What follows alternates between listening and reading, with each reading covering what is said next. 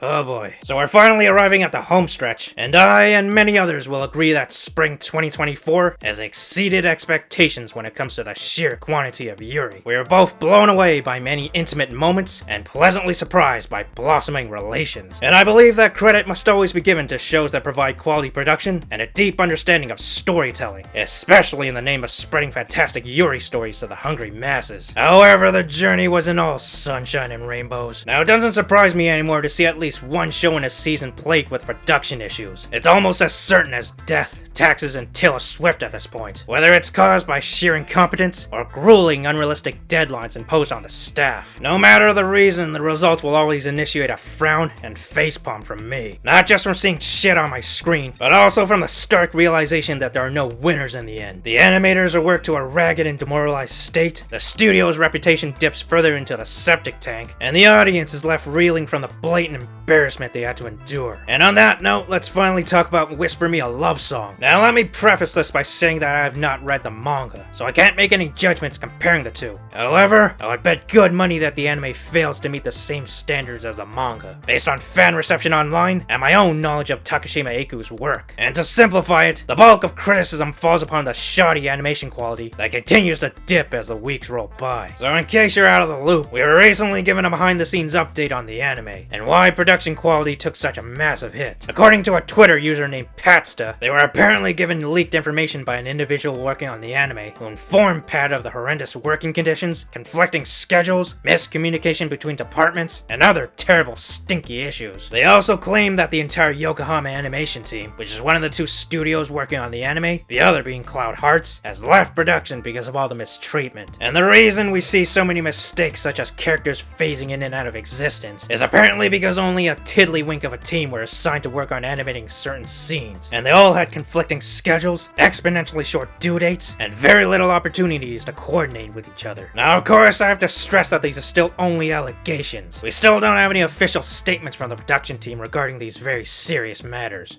But if I may offer up my non-professional personal opinions, I doubt anyone with even a modicum of knowledge on the anime industry, nay even a modicum of knowledge on the entertainment industry as a whole, will happily buy that low-paying grunt workers, such as animators and editors, are given super high accommodations and luxuries. Like I said in the intro, these things don't surprise me. I have seen too many movie, TV show, and video game productions get bitch-slapped by the same colorful treatment mentioned in this video. If it's not from incompetence, it's often because of greed that a project ends up looking like a shit show. Showrunners and studios who want to save a pretty penny typically source animators who are willing to offer their services for the lowest dollar amount. And when they are deemed a high-end commodity, they would just outsource their work to some other poor saps, usually from foreign countries who can take an even lower wage. This is also why Japanese and Western animators feel immense pressure to accept work for as little pay as possible, since they could easily be outsourced by a more desperate and probably less talented individual. And when you throw tight deadlines in the mix, usually to appease shareholders, you predictably get a project that falls flat on its face, and is subsequently ridiculed by everyone on the internet. It's a sad state of affairs. By the way, if you want to read the CBR article yourself, there's a link to it in the description.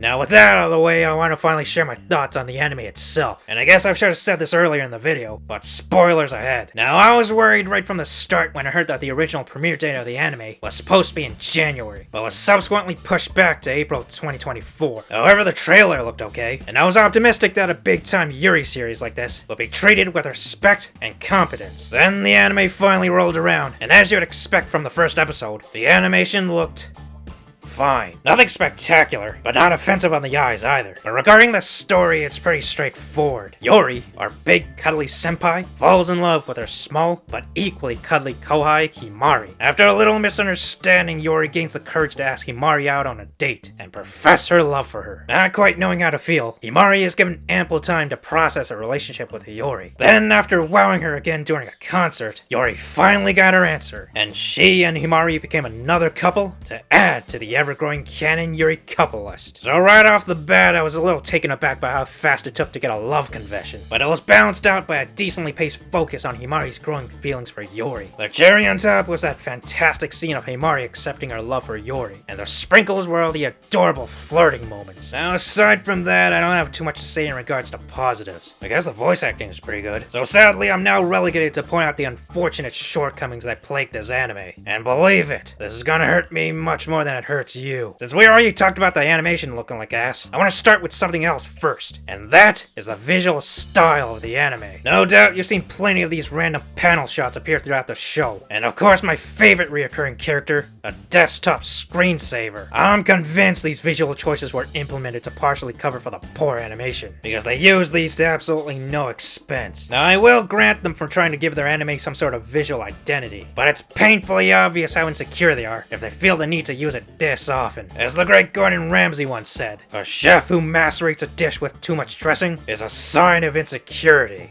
Now fuck off, you twat. And sometimes they aren't even used to evoke or represent anything in the moment either, which is typically what these artistic choices are meant to serve as. A distinct animation style or visual effects are supposed to get the viewers into the mind of the characters, and inform them visually on the situation, while also stimulating our senses. The times when the anime does attempt to do these things, we would only get a simple colored background.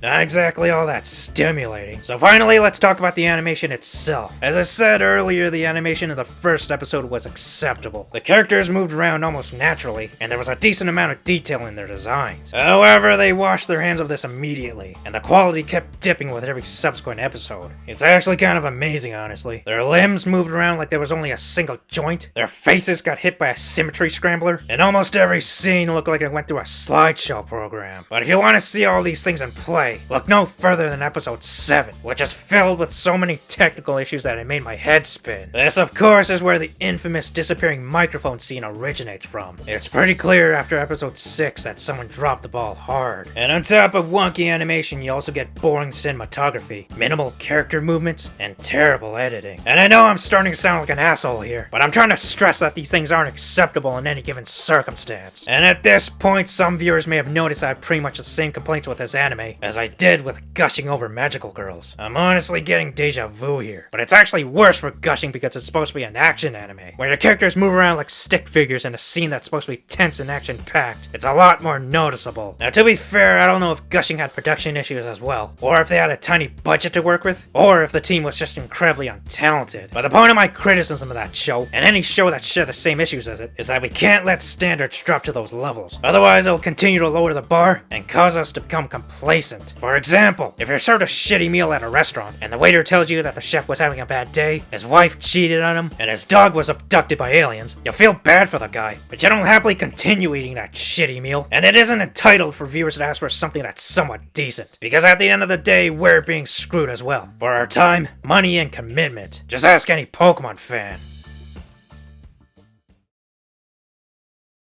So to summarize, if the allegations about the anime are true, then I offer my deepest condolences to the staff members. But as a viewer, it's my responsibility to call out any issues presented to me. When the animation of a show looks like it's still in its pre-rendering phase, I'm not gonna sit quietly and pretend to enjoy it, because I know I deserve better than that. This is the least I can do to tell these freaking anime studios that this is not acceptable. Like I said in the beginning, no one wins from playing this game. Allow your team a fair amount of time to do their jobs well, so then you can finish the project with very little regret. Anyway, the anime is apparently taking a couple weeks off to sort out the quality or something, so hopefully we don't end the season on a sour note. So yeah, let me know what your thoughts are, and if you cared even remotely about what I have to say, then please give this video a like. I'd really appreciate it. Alright, see you around.